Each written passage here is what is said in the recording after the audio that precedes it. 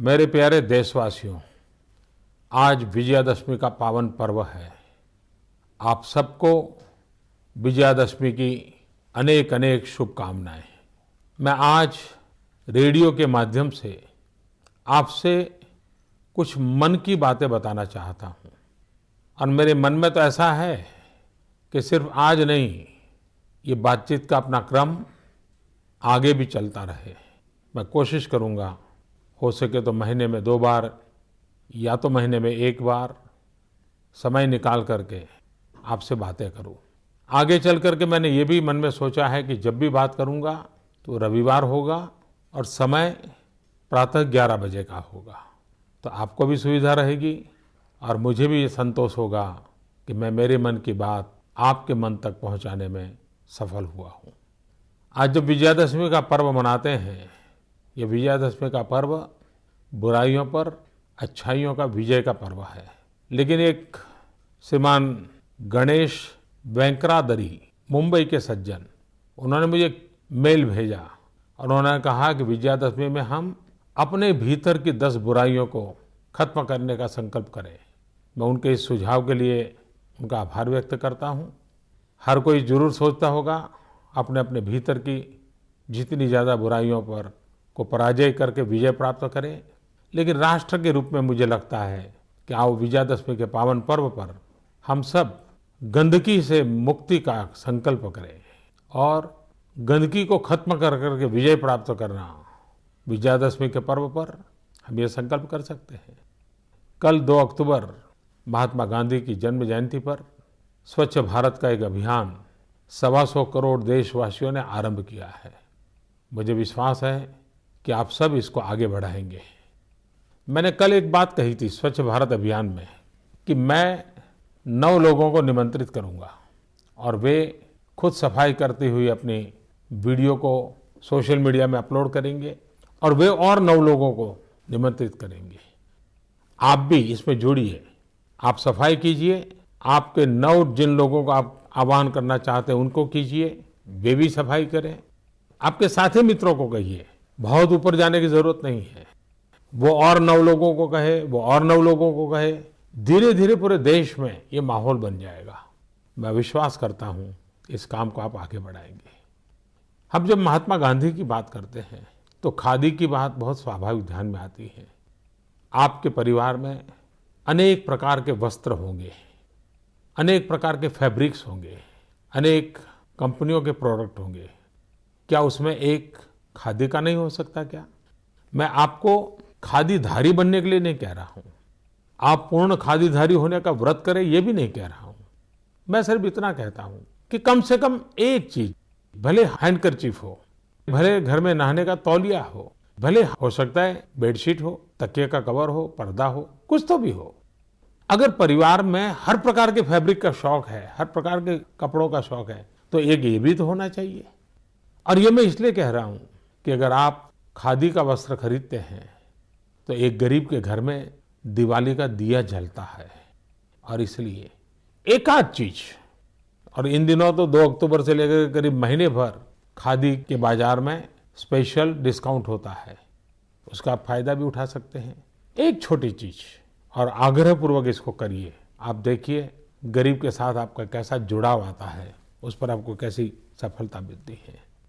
मैं जब कहता हूं 125 करोड़ देशवासी, अब तक क्या हुआ है, हमको लगता है कि सब कुछ सरकार करेगी और हम कहाँ रह गए। हमने देखा है अगर आगे बढ़ना है तो 125 करोड़ देशवासियों को करना पड़ेगा। हमें खुद को पहचानना पड़ेगा, अपनी शक्ति को जानना पड़ेगा। और मैं सच बताता हूं, हम विश्व में अजोड़ लोग हैं। आप जानते हैं हमारे ही वैज्ञानिकों ने कम से कम खर्च में मार्स पहुंचने का सफल प्रयोग सफलतापूर्वक पार कर दिया। हमारी ताकत में कमी नहीं है, सिर्फ हम अपनी शक्ति को भूल चुके हैं, अपने आप को भूल चुके हैं। हम जैसे निराश्रित बन गए हैं। नहीं मेरे प्यारे भाइयों बहनों, ऐसा नहीं हो सकता। स्वामी विवेकानंद अक्सर एक बात हमेशा बताया करते थे, शायद ये बात उन्होंने कई बार लोगों को सुनाई होगी। विवेकानंद जी कहते थे कि एक बार एक शेरनी अपने 2 छोटे छोटे बच्चों को लेकर के रास्ते से गुजर रही थी। दूर से उसने भेड़ का झुंड देखा तो शिकार करने का मन कर गया। तो शेरनी उस तरफ दौड़ पड़ी और उसका एक बच्चा भी उसके साथ दौड़ने लगा, लेकिन दूसरा बच्चा पिछड़ गया। शेरनी भेड़ का शिकार करते हुए आगे बढ़ गई। एक बच्चा भी चला गया, लेकिन एक बच्चा बिछड़ गया। जो बच्चा बिछड़ गया उसमें एक माता भेड़ ने उसको पाला पोसा बड़ा किया और वो शेर भेड़ के पीछे ही बड़ा होने लगा। उसकी बोलचाल, आदतें सारी भेड़ जैसी हो गई। उसका हंसना, खेलना, बैठना, उठना सब भेड़ के साथ ही हो गया। एक बार वो जो शेरनी के साथ बच्चा चला गया था, वो बड़ा हो गया था। उसने एक बार इसको देखा कि ये क्या बात है, ये तो शेर है और भेड़ के साथ खेल रहा है, भेड़ की तरह बोल रहा है, क्या हो गया इसको। तो शेर को थोड़ा अपना हम पर ही संकट आ गया, तो इसके पास गया और उसको कहने लगा, अरे तू क्या कर रहे हो, तुम तो शेर हो। तो कहा, नहीं मैं तो भेड़ हूँ, मैं तो इन्हीं के बीच पला हूँ, बड़ा हूँ, इन्होंने मुझे बड़ा किया है, मेरी आवाज़ देखिए, मेरी बातचीत का तरीका देखिए। तो शेर ने कहा कि चलो मैं दिखाता हूँ तुम कौन हो। उसको एक कुएं के पास ले गए और कुएं में पानी के अंदर उसका चेहरा दिखाया और खुद के चेहरे के साथ उसको कहा, देखो हम दोनों का चेहरा एक है, मैं भी शेर हूँ, तुम भी शेर हो। और जैसे ही उसके भीतर से आत्मसम्मान जगा, उसकी अपनी पहचान हुई, तो वो भी उस शेर की तरह भेड़ों के बीच पला हुआ शेर भी दहाड़ने लगा। उसके भीतर का सत्व जग गया। स्वामी विवेकानंद जी यही कहते थे, मेरे देशवासियों, 125 करोड़ देशवासियों के भीतर अपार शक्ति है, अपार सामर्थ्य है। इतना सामर्थ्य है, हमें अपने आप को पहचानने की जरूरत है, हमारी भीतर की ताकत को पहचानने की जरूरत है। और फिर जैसा स्वामी विवेकानंद जी ने कहा था, उस आत्मसम्मान को लेकर के, अपनी सही पहचान को लेकर के हम चल पड़ेंगे तो हम विजयी होंगे, हम सफल होंगे और हमारा राष्ट्र भी विजयी होगा, सफल होगा। मुझे लगता है हमारे 125 करोड़ देशवासी भी सामर्थ्यवान है, शक्तिवान है। हम भी बहुत विश्वास के साथ खड़े हो सकते हैं। इन दिनों मुझे ईमेल के द्वारा, सोशल मीडिया के द्वारा, फेसबुक के द्वारा कई मित्र मुझे चिट्ठी लिखते हैं। एक गौतम पाल करके व्यक्ति ने एक चिंता जताई है। उसने कहा है कि जो स्पेशली एबल्ड चाइल्ड होते हैं, उन बालकों के लिए नगर पालिका हो, महानगर पालिका हो, पंचायत हो, उसमें कोई न कोई विशेष योजनाएं होती रहनी चाहिए, उनका हौसला बुलंद करना चाहिए। मुझे उनका ये सुझाव अच्छा लगा, क्योंकि मेरा अपना अनुभव है। जब मैं गुजरात में मुख्यमंत्री था तो 2011 में एथेंस में जो स्पेशल ओलंपिक होता है, उसमें जब गुजरात के बच्चे गए और विजयी होकर के आए, तो मैंने उन सब बच्चों को, स्पेशली एबल्ड बच्चों को मेरे घर बुलाया। मैं 2 घंटे उनके साथ बिताए। शायद वो मेरे जीवन को बहुत ही इमोशनल, बड़ा प्रेरक वो घटना थी, क्योंकि मैं मानता हूँ कि किसी परिवार में स्पेशली एबल्ड बालक है तो सिर्फ उनके माँ बाप का दायित्व नहीं है, ये पूरे समाज का दायित्व है। परमात्मा ने शायद उस परिवार को पसंद किया है, लेकिन वो बालक तो सारे राष्ट्र की जिम्मेवारी होता है। बाद में इतना मैं इमोशनली टच हो गया था कि मैं गुजरात में स्पेशली एबल्ड बच्चों के लिए अलग ओलंपिक करता था। हजारों बालक आते थे, उनके माँ बाप आते थे, मैं खुद जाता था। ऐसा एक विश्वास का वातावरण पैदा होता था। और इसलिए मैं गौतम पाल के सुझाव जो उन्होंने दिया है, इसके लिए मुझे अच्छा लगा और मेरा मन कर गया कि मुझे जो सुझाव आया है वो मैं आपके साथ शेयर करूं। एक कथा मुझे और भी ध्यान आती है। एक बार एक राहगीर रास्ते के किनारे पर बैठा था और आते जाते सबको पूछ रहा था, मुझे वहाँ पहुँचना है कि रास्ता कहाँ है। पहले को पूछा, दूसरे को पूछा, चौथे को पूछा, सबको पूछता ही रहता था। और उसके बगल में एक सज्जन बैठे थे, वो सारा देख रहे थे। बाद में खड़ा हुआ, खड़ा होकर के किसी को पूछने लगा, तो वो सज्जन खड़े होकर के उसके पास आए। उसने कहा, देखो भाई, तुमको जहाँ जाना है ना, उसका रास्ता इस तरफ से जाता है। तो उस राहगीर ने उसको पूछा, भाई साहब, आप इतनी देर से मेरे बगल में बैठे हो, मैं इतने लोगों को रास्ता पूछ रहा हूँ, कोई मुझे बता नहीं रहा है, आपको पता था तो आप क्यों नहीं बताते थे? बोले, मुझे भरोसा नहीं था कि तुम सचमुच में चल करके जाना चाहते हो या नहीं चाहते हो, या ऐसे ही जानकारी के लिए पूछते रहते हो। लेकिन जब तुम खड़े हो गए तो मेरा मन कर गया, हाँ अब तो इस आदमी को जाना है, पक्का लगता है। तब जाकर के मुझे लगा कि मुझे आपको रास्ता दिखाना चाहिए।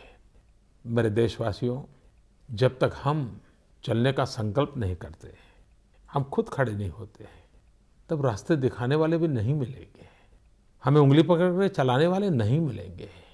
चलने की शुरुआत हमें करनी पड़ेगी। और मुझे विश्वास है कि 125 करोड़ देशवासी जरूर चलने के लिए सामर्थ्यवान हैं, चलते रहेंगे। कुछ दिनों से मेरे पास जो अनेक सुझाव आते हैं, बड़े इंटरेस्टिंग सुझाव लोग भेजते हैं।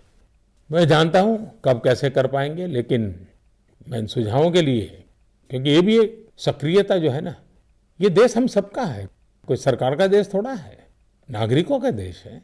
नागरिकों का जुड़ना बहुत जरूरी होता है। मुझे कुछ लोगों ने कहा है कि भी जो लघु उद्योग शुरू करते हैं तो उसकी पंजीकरण जो प्रक्रिया है वो आसान होनी चाहिए। मैं जरूर सरकार में उसके लिए सूचना करूंगा।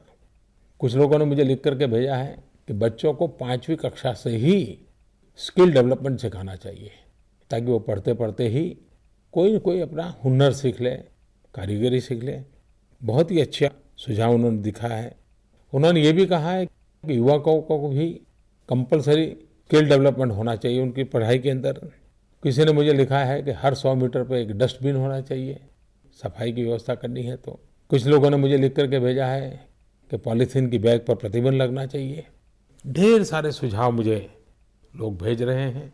मैं आगे से भी आपको कहता हूं, अगर आप मुझे कहीं पर भी कोई सत्य घटना भेजेंगे जो सकारात्मक हो, जो मुझे भी प्रेरणा दे, देशवासियों को प्रेरणा दे, अगर ऐसी सत्य घटनाएं सबूत के साथ मुझे भेजोगे तो मैं जरूर, जब मन की बात करूंगा और जो चीज मेरे मन को छू गई है तो वो बातें मैं जरूर देशवासियों तक पहुंचाऊंगा।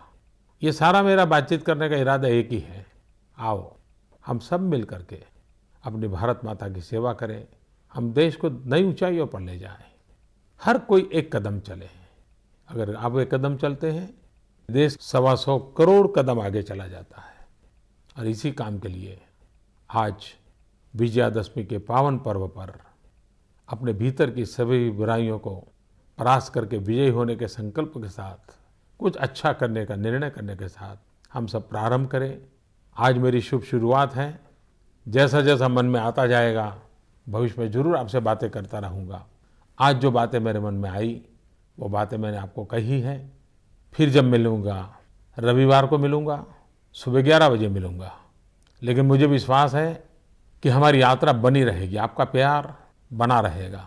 आप भी मेरी इस बात सुनने के बाद अगर मुझे कुछ कहना चाहते हैं, जरूर मेरे तक पहुंचा दीजिए, मुझे अच्छा लगेगा। मुझे बहुत अच्छा लगा आज आप सबसे बातें करने के लिए। और रेडियो का ऐसा सरल माध्यम है कि मैं दूर दूर तक पहुंच पाऊंगा, गरीब से गरीब घर तक पहुंच जाऊंगा। क्योंकि मेरे देश की ताकत गरीब की झोपड़ी में है, मेरी देश की ताकत गांव में है, मेरी देश की ताकत माताओं, बहनों, नौजवानों में है, मेरे देश की ताकत किसानों में है। मैं आप ही के भरोसे भारत आगे बढ़ेगा, ये विश्वास व्यक्त करता हूँ। आपकी शक्ति में भरोसा है, इसलिए मुझे भारत के भविष्य में भरोसा है। फिर एक बार मैं आप सबको बहुत बहुत धन्यवाद देता हूँ। आपने समय निकाला, फिर एक बार बहुत बहुत धन्यवाद।